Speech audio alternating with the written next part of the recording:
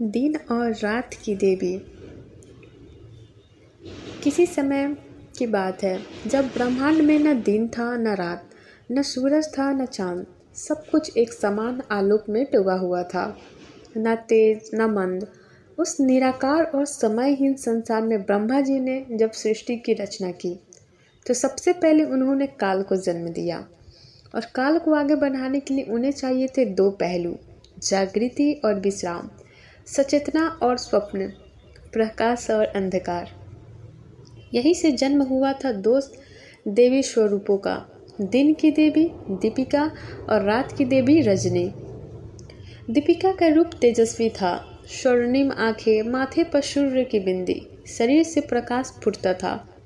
रजनी सौम्य थी, गहरे नीले वस्त्र, आंखों में तारे, बालों में चांदनी। दोनों बहनें थी पर स्वभाव में एकदम भिन्न, फिर भी एक दूसरे की उपस्थिति में पूरी लगती थी। ब्रह्मा जी ने उन्हें आदेश दिया, जाओ पृथ्वी पर जाओ और समय को चलायमान करो। एक के बाद दूसरी आए, फिर दूसरी के बाद पहली। नई चक्र सृष्टि का संतुलन देगा। जब दोनों देवियां पृथ्वी पर पहुंची तब पहली बार समय चलने लगा। दीपिका आती तो आकाश सुनहरा हो जाता, जीव जंतु जागते, मनुष्य कार्य में लगते, धरती खिल उठती। जब दीपिका विदा लेती तो रजनी की चुप्पी फैलती, चांद की कोमल रोशनी, शांत हवा, सपनों की दुनिया। सृष्टि में संतुलन था, दिन कार्य का समय था, रात विश्राम का। प्रेम, पेड़, पशु मानव सभी इस चक्र के आदी हो गए। लोग दोनों देवियों को पूजा करने लगे, दीपिका को ऊर्जा की देवी और रजनी को स्वप्नों की रक्षक कहने लगे। समय बीतता गया पर एक दिन कुछ बदला। दीपिका ने देखा कि उसके सामने लोग काम करते हैं, पूजा करते हैं, जीवन चलता है। उसने सोचा, मेरी उपस्थिति के बिना जीवन रुक जाएगा, मैं ही अधिक महत्वपूर्ण हूँ। रजनी ने देखा कि उसके समय लोग प्रेम करते हैं, कविता लिखते हैं, विश्राम करते हैं। उसने सोचा, मेरे बिना थके हुए प्राणी कभी आराम न कर सके, मैं अधिक आवश्यक हूँ। धीरे धीरे दोनों में प्रतिस्पर्धा का बीज पनपने लगा। भाई बहन का प्यार अब तुलना में बदलने लगा। एक दिन दीपिका ने निर्णय लिया, मैं रात को आने नहीं दूंगी, मेरी रोशनी ही पर्याप्त है। लोग जागेंगे, काम करेंगे और उन्नति करेंगे। उसने सूरज को रुकवा दिया। पृथ्वी पर लगातार उजाला बना रहा। 1 2 3 7 दिन। फसलें सूखने लगी, पानी सूखने लगा, इंसान थक गए, बच्चे रोने लगे, बूढ़े सो नहीं पा रहे थे। रजनी दुखी होकर दूर बैठी रही। फिर उसने भी प्रतिकार किया, अब मैं आऊंगी और रुकूंगी, चांद से कहूंगी कि वो कभी ढले नहीं। और फिर शुरू हुआ लगातार अंधकार, तारे, छाएं और चांदनी फैली। लोग डरने लगे, नींद अब डरावने स्वप्नों में बदल गई।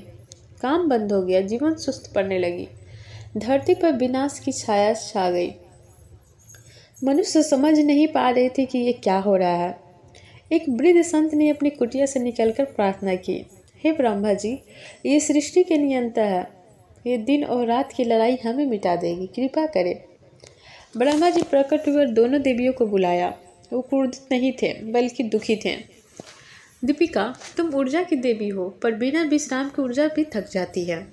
रजनी, तुम शांति की देवी हो, पर शांति तब तक ही सुंदर है जब अराजकता ना हो। उन्होंने कहा, तुम दोनों को एक परीक्षा से गुजरना होगा। एक दिन एक ही स्थान पर साथ रहना होगा, न कोई दिन न कोई रात। वहां तुम देखोगे कि तुम दोनों के बिना जीवन कैसा होता है। ब्रह्मा जी ने दोनों को एक विशेष भूमि पर भेजा। वहां न सूरज था न चांद, एक हल्की सी रोशनी, एक धीमा सा अंधकार, एक अजीब मिश्रण। पहले दोनों को अच्छा लगा, यहाँ कोई प्रतिस्पर्धा नहीं है। पर धीरे धीरे उन्होंने देखा, पक्षी दिशा भूल गई, जानवरों को जीवन चक्र बिगड़ गया, मनुष्य न सो पा रहे थे न ठीक से जग पा रहे थे, बच्चे रो रहे थे, किसान भ्रमित थे, फूल मुरझा रहे थे। दीपिका ने रजनी से कहा, तुम्हारे बिना मेरी रोशनी जीवन में थकावट ला देती है। रजनी ने उत्तर दिया, और तुम्हारे बिना मेरी चांदनी केवल ठंडी और निर्जीव है। दोनों की आंखों में आंसू आ गए। उन्होंने एक दूसरे का हाथ पकड़ा और कहा, हम साथ नहीं रह सकती, पर एक के बाद दूसरी जरूर आ सकती। दोनों देवियां ब्रह्मा जी के पास लौटी और हाथ जोड़कर बोली, हमने समझ लिया कि अकेले हम अधूरी हैं। ब्रह्मा जी मुस्कुराए और उन्होंने उन्हें आशीर्वाद दिया। तुम दोनों पृथ्वी पर दिन रात की रचना करोगी। समय के 4 चरण होंगे। प्रभात तुम दोनों का मिलन, दिन दीपिका का साम्राज्य, संध्या फिर मिलन, और रात्रि रजनी का साम्राज्य। ऋतुओं के अनुसार तुम्हारी अवधि घटती बढ़ेगी और संतुलन बना रहेगा। अब पृथ्वी पर फिर से संतुलन लौट आया। दीपिका रोज पूरब से आती, लोगों में नई ऊर्जा भरती। रजनी पश्चिम से उतरती, थकी आत्माओं को शांति देती। प्रभात और संध्या दोनों के मिलन का क्षण बना, सबसे सुंदर, सबसे शांत। लोग अब उन्हें एक साथ पूछते हैं, जय हो दीपिका रजनी की, जय हो दिन और रात की देवी की। इस कथा से एक संदेश मिलता है, जहाँ विरोध दिखता है वहाँ पूरकता छिपी होती है। आकाश का अर्थ अंधकार के बिना अधूरा है, और विश्राम का अर्थ तभी है जब थकान हो। दिन और रात की देवी हमें यही सिखाती हैं, संतुलन की सृष्टि का सबसे बड़ा सत्य है।